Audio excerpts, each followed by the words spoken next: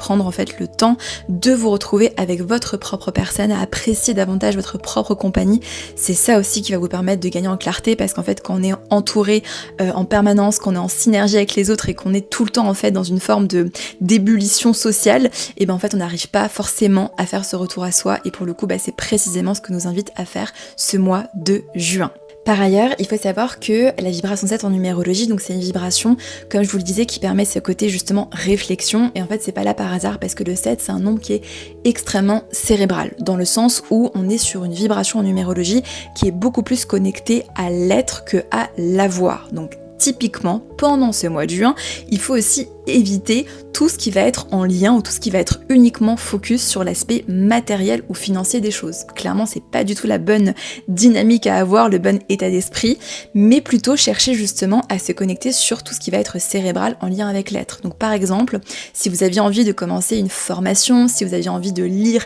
des livres, d'aller à des conférences, de faire des soins énergétiques, comme le 7 il est subtil, il favorise justement tout ce genre de choses, mais c'est aussi par exemple le fait d'entamer ou d'approfondir un travail spirituel sur soi. Pourquoi ? Parce que le 7 c'est le nombre de la transformation, c'est celui qui fait vraiment le passage justement de tout ce qui va être rationnel, mental, stratégique à tout ce qui va être beaucoup plus subtil et spirituel. Donc c'est aussi cette période-là où on peut en fait approfondir les choses au niveau spirituel, se poser, comme je vous le disais, des nouvelles questions, s'intéresser à des sujets universels beaucoup plus profonds, et surtout pendant ce mois de juin,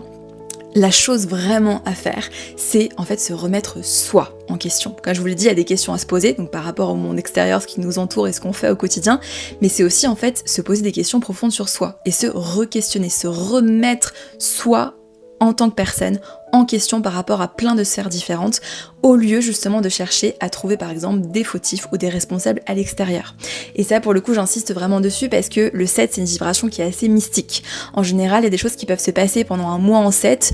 des choses auxquelles on ne s'attendait pas forcément, et pourtant elles ont lieu, mais par contre c'est des choses qui peuvent être extrêmement agréables, un petit peu comme des cadeaux inattendus qui tomberaient du ciel, mais par contre pour bénéficier justement de ces cadeaux là, en fait faut retravailler en interne et en fait repositionner les choses au niveau personnel, émotionnel, intime à sa propre personne, et non pas chercher, comme je vous l'ai dit, à essayer de trouver des indications à l'extérieur. C'est ça en fait tout l'enjeu avec le 7, qui est très cérébral, très rationnel, et en même temps qui a vocation à trouver en fait des réponses dans le subtil. Donc c'est pour ça que le côté justement de s'isoler, de prendre du temps pour être beaucoup plus seul qu'avec les autres est favorable pendant cette période-là. Et évidemment, c'est quelque chose qui est à prendre avec des pincettes, parce que en fonction de la vibration de votre moi personnel, cette vibration 7 va également être nuancée. Si par exemple